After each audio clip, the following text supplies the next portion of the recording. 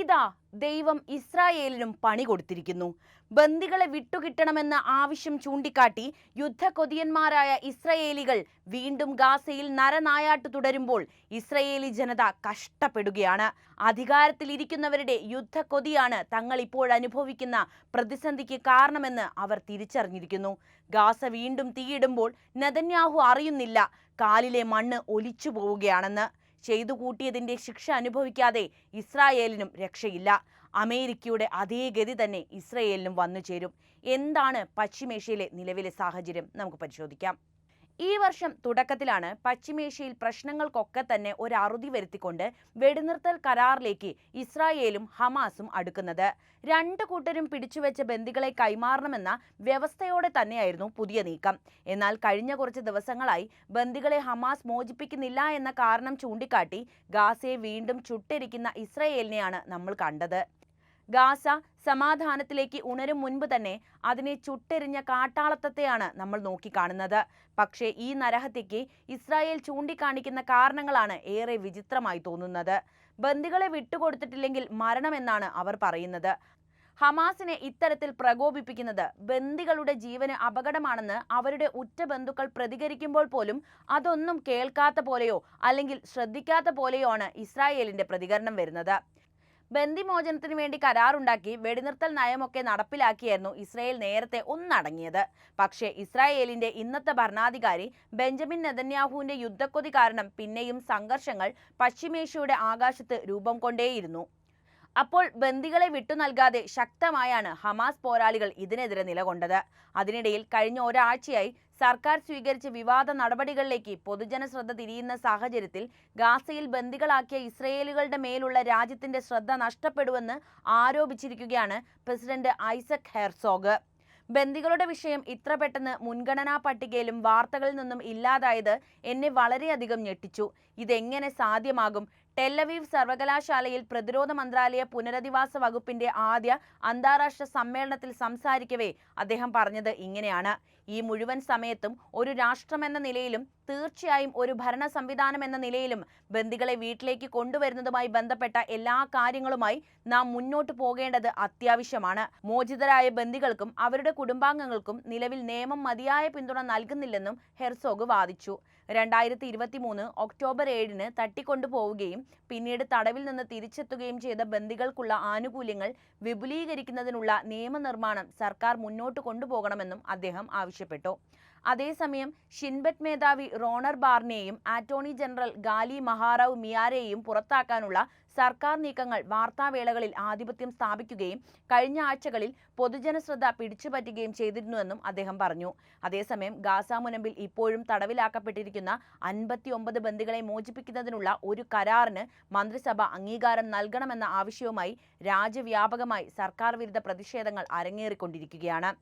IDF മരിച്ചതായി സ്ഥിരീകരിച്ച 35 പേരുടെ മൃതദേഹങ്ങൾ ഉൾപ്പെടെ ബാർ ബഹരവ് മിയാറ വെടിവെപ്പിലും വിവാദമായ ജുഡീഷ്യൽ പുനഃസ്ഥാപന പരിപാടി പുനരുജ്ജീവിപ്പിക്കാനുള്ള സർക്കാരിന്റെ ശ്രമങ്ങളിലും പ്രതിഷേധിക്കാൻ ആക്ടിവിസ്റ്റുകൾ തീരുമാനിച്ചിട്ടുമുണ്ട്.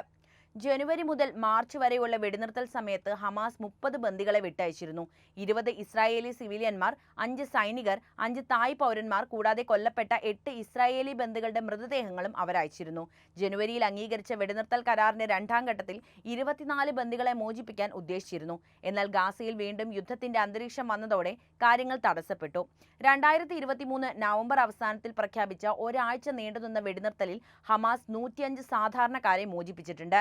യുദ്ധത്തിന്റെ ആദ്യ ആഴ്ചകളിൽ 4 ബന്ദികളെയും മോചിപ്പിച്ചിരുന്നു. പകരമായി ഇസ്രായേൽ യുദ്ധകാലത്ത് തടവിലാക്കപ്പെട്ടിരുന്ന ഏകദേശം 2000 ഫലസ്തീനികളെയും സുരക്ഷാ തടവുകാരെയും ഗാസയിലെ ആളുകളെയും മോചിപ്പിച്ചു. ഇസ്രായേലും ഹമാസും തമ്മിലുള്ള സംഘർഷം ഗാസയിൽ സിവിലിയൻ ജനതയെ ഗണ്യമായി ദുരിതത്തിലാക്കിയിട്ടുണ്ട് എന്ന് ഈ അവസരത്തിൽ പറയാതെ വയ്യ. സമീപകാല സംഭവ വികാസങ്ങൾ സൂചിപ്പിക്കുന്നത് ഇസ്രായേലിന്റെ സൈനിക പ്രവർത്തനങ്ങൾ കൂടുതൽ ശക്തമാവുകയും വ്യാപകമായ നാശത്തിനും വീണ്ടും ജനങ്ങളെ പലായനത്തിനും നിർബന്ധിതരാക്കിയെന്നു തന്നെയാണ്. ഗാസയിലുടനീളം ഇസ്രായേൽ സൈന്യം വ്യാപകമായ വ്യോമാക്രമണങ്ങളാണ് നടത്തിയിട്ടുള്ളത്. സിവിലിയൻ മേഖലകൾ ഉൾപ്പെടെ വിവിധ സ്ഥലങ്ങളെ ലക്ഷ്യം വെച്ചാണ് ഇവർ ആക്രമണം തുടരുന്നത്. കഴിഞ്ഞ ആഴ്ചയിൽ മാത്രം ഗാസയിൽ 1,40,000-ത്തിലധികം ആളുകളെ മാറ്റിപ്പാർപ്പിച്ചതായി ഐക്യരാഷ്ട്രസഭയുടെ റിപ്പോർട്ട് വന്നിട്ടുണ്ട്. ഇസ്രായേൽ ഏർപ്പെടുത്തിയ ഉപരോധം ഗാസയിലേക്കുള്ള അവശ്യ സാധനങ്ങളുടെ ഒഴുക്കിനെ സാരമായി ബാധിച്ചിട്ടുണ്ട്. ഇത് മാനുഷിക പ്രതിസന്ധി കൂടുതൽ വഷളാക്കുകയാണ് ചെയ്തത്. ആരോഗ്യ സംരക്ഷണ സംവിധാനത്തെയാണ് ഈ പ്രതിസന്ധി കാര്യമായി ബാധിച്ചിരിക്കുന്നത്. 2024 നവംബർ വരെ 36 ആശുപത്രികളിൽ 18 മാത്രമേ ഭാഗികമായിട്ടില്ലെങ്കിലും പ്രവർത്തിക്കുന്നുള്ളൂ. പരിക്കേറ്റവർക്കും രോഗികൾക്കും വൈദ്യസഹായം പോലും നിഷേധിക്കുന്ന അനീതിയാണ് ഇസ്രായേൽ ഇപ്പോൾ ചെയ്തു കൂട്ടുന്നത്. അതേസമയം ആയിരക്കണക്കിന് ഫലസ്തീനുകളാണ് ഹമാസിന്റെ ഭരണത്തിനെതിരെ പ്രതിഷേധിച്ച് രംഗത്തെത്തിയത് എന്നുകൂടി ഇവിടെ പറയാനുണ്ട്. നിലവിലുള്ള സംഘർഷത്തിനും സാധാരണക്കാർക്കു മേലുള്ള വിനാശകരമായ പ്രത്യാഘാതങ്ങൾക്കും കാരണം ഹമാസ് ആണെന്നായിരുന്നു അവരുടെ കുറ്റപ്പെടുത്തൽ. ബീറ്റ് ലാഹിയ, ഷിജയ്യ തുടങ്ങിയ വടക്കൻ പ്രദേശങ്ങളിൽ നടക്കുന്ന ഈ പ്രതിഷേധങ്ങൾ യുദ്ധം അവസാനിപ്പിക്കണമെന്ന് ആവശ്യപ്പെടുകയും അക്രമം വർദ്ധിപ്പിക്കുന്നതിൽ ഹമാസിന്റെ പങ്കിനെ വിമർശിക്കുകയും ചെയ്തിട്ടുണ്ട്. ഹമാസ് ഇസ്രയേലി ബന്ദികളെ വിട്ടയച്ചിട്ടില്ലെങ്കിൽ ഗാസയുടെ ചില ഭാഗങ്ങൾ പിടിച്ചടക്കുമെന്ന് ഇസ്രയേൽ പ്രധാനമന്ത്രി ബെഞ്ചമിൻ നെതന്യാഹു ആവർത്തിച്ച് ഭീഷണിപ്പെടുത്തുകയാണ് ചെയ്യുന്നത്. 59 ബന്ദികളെ തിരികെ കൊണ്ടുവരണമെന്നും ഹമാസ് നേതാക്കളെ നിരായുധീകരിച്ച് നാടുകടത്തണമെന്നും അദ്ദേഹം ആവശ്യപ്പെടുന്നു. ഹമാസ് വഴങ്ങിയില്ലെങ്കിൽ പ്രാദേശിക പിടിച്ചടക്കൽ ഉൾപ്പെടെയുള്ള കൂടുതൽ സൈനിക നടപടികൾ ഉണ്ടാകുമെന്നാണ് നെതന്യാഹുവിന്റെ മുന്നറിയിപ്പ്. വർദ്ധിച്ചു വരുന്ന ആക്രമണങ്ങളിലും അത് സാധാരണക്കാരിൽ ചെലുത്തുന്ന സ്വാധീനത്തിലും അന്താരാഷ്ട്ര സമൂഹം ആശങ്കയും പ്രകടിപ്പിച്ചിട്ടുണ്ട്. ഇസ്രയേലിന്റെ ഉപരോധത്തെ ഐക്യരാഷ്ട്രസഭ അപലപിച്ച് രംഗത്തെത്തി. ഇത് ഗാസയിലെ ആരോഗ്യ പ്രതിസന്ധിയെ കൂടുതൽ വഷളാക്കുന്നുവെന്ന് പ്രസ്താവിച്ചു. യുദ്ധക്കുറ്റങ്ങളായി കണക്കാക്കാവുന്ന പ്രവർത്തനങ്ങൾക്ക് ഉത്തരവാദിത്തം നൽകണമെന്ന ആവശ്യവും ഉയർന്നു വന്നിട്ടുണ്ട്. ചുരുക്കത്തിൽ ഗാസയിലെ സ്ഥിതി ഇപ്പോഴും വളരെ മോശമായിട്ടാണ് തുടരുന്നത്. തുടർച്ചയായി ഇസ്രയേലി സൈനിക നടപടികൾ സാധാരണക്കാരുടെ ദുരിതത്തിന് കാരണമാകുന്നു. മാനുഷിക പ്രതിസന്ധി കൂടുതൽ രൂക്ഷമാക്കുകയും ഹമാസിന്റെ നേതൃത്വത്തിനെതിരായ ആഭ്യന്തര വിയോജിപ്പുകൾ വളരുകയും ചെയ്യുകയാണ്. അന്താരാഷ്ട്ര സമൂഹം സ്ഥിതിഗതികൾ നിരീക്ഷിച്ചുകൊണ്ടിരിക്കുന്നു. സംയമനം പാലിക്കാനും സാധാരണക്കാരുടെ ജീവൻ സംരക്ഷിക്കാനും അവർ ആവശ്യപ്പെടുന്നുമുണ്ട്. പക്ഷേ ഇസ്രായേലിന്റെ യുദ്ധക്കൊതി അവസാനിക്കുന്നേയില്ല. ഗാസയിൽ നിന്ന് ജനങ്ങളോട് ഒഴിഞ്ഞു പോകാൻ ആവശ്യപ്പെടുകയാണ് ഇസ്രായേൽ. ഗാസയിലെ സെയ്ദൂൺ, ടെൽ അൽ ഹവ എന്നിവിടങ്ങളിൽ നിന്ന് ഒഴിഞ്ഞു പോകണമെന്നാണ് നിർദ്ദേശം. ഇസ്രായേൽ ആക്രമണം പുനരാരംഭിച്ച ശേഷം 1.42 ലക്ഷം ഫലസ്തീനുകളെ ഒഴിപ്പിച്ചിട്ടുണ്ടെന്നാണ് കണക്കുകൾ. കഴിഞ്ഞ 24 മണിക്കൂറിനിടെ ഇസ്രായേൽ നടത്തിയ ആക്രമണത്തിൽ 38 പേരാണ് കൊല്ലപ്പെട്ടത്. ബന്ദികളെ ഉടൻ മോചിപ്പിച്ചിട്ടില്ലെങ്കിൽ ആക്രമണം തുടരുമെന്നാണ് ഇസ്രായേൽ പ്രധാനമന്ത്രി ബെഞ്ചമിൻ നെതന്യാഹു പറയുന്നത്. പൂർണ്ണ ശക്തിയോടെ പോരാട്ടം വീണ്ടും ആരംഭിച്ചുവെന്നാണ് മാർച്ച് 18 മുതൽ ആരംഭിച്ച വ്യോമാക്രമണത്തെ സംബന്ധിച്ച് ഇസ്രായേൽ പ്രധാനമന്ത്രി ബെഞ്ചമിൻ നെതന്യാഹുവിന്റെ പ്രതികരണം. ജനുവരി 19 തുടങ്ങിയ ഒന്നാം ഘട്ട വെടിനിർത്തലിന്റെ സമയപരിധി അവസാനിക്കുകയും രണ്ടാം ഘട്ട ചർച്ചകൾ അലസി പിരിയുകയും ചെയ്തതോടെയാണ് ഗാസ വീണ്ടും യുദ്ധഭൂമിയായി മാറിയത്. ലോകം പ്രതീക്ഷയോടെ കണ്ട സമാധാന കരാർ തകർന്നതിനു കാരണക്കാരൻ ഹമാസ് ആണെന്നാണ് ഇസ്രയേൽ കുറ്റപ്പെടുത്തുന്നത്. മറിച്ചാണെന്ന് ഹമാസും പറയുന്നു. എന്നാൽ ഗാസയിൽ ഭയം വിതയ്ക്കുന്ന ഇസ്രയേൽ അറിയുന്നില്ല സ്വന്തം രാജ്യവും ജനതയും നടന്നത് നാശത്തിലേക്കാണെന്ന്. കഴുകന്റെ മുഖമുള്ള ഉറ്റ ചെങ്ങാതി അമേരിക്കയുടെ അതേ അവസ്ഥയിലേക്കാണ് ഇസ്രയേലും ചെന്നുപെടുന്നത്. ഷിൻബേറ്റ് മേധാവി റോണർ ബാർനെയും അറ്റോർണി ജനറൽ ഗാലി ബഹരവ് മിയാറയെയും പുറത്താക്കാനുള്ള ഇസ്രയേൽ സർക്കാരിന്റെ ശ്രമങ്ങളെ ചൊല്ലി ആഭ്യന്തര സംഘർഷങ്ങൾ വർദ്ധിച്ചു വരുന്ന സാഹചര്യത്തിൽ തന്നെ ഭരണഘടനാ പ്രതിസന്ധിയെക്കുറിച്ചുള്ള നിക്ഷേപകരുടെ ആശങ്കകളും ഇസ്രായേലിന് വിനയായിരിക്കുകയാണ്. ഓഹരികളുടെയും ബോണ്ടുകളുടെയും വില കുത്തനെ ഇടിഞ്ഞതായിട്ടാണ് ടൈംസ് ഓഫ് ഇസ്രായേൽ റിപ്പോർട്ട് ചെയ്യുന്നത്. അതേ ദിവസം തന്നെ ഇസ്രായേൽ സ്റ്റോക്ക് എക്സ്ചേഞ്ചിന്റെ ബെഞ്ച്മാർക്ക് TA125 സൂചിക 3.7%, ബ്ലൂ ചിപ്പ് കമ്പനികളുടെ TA35 സൂചിക 3.3% ഇടിഞ്ഞിട്ടുണ്ട്.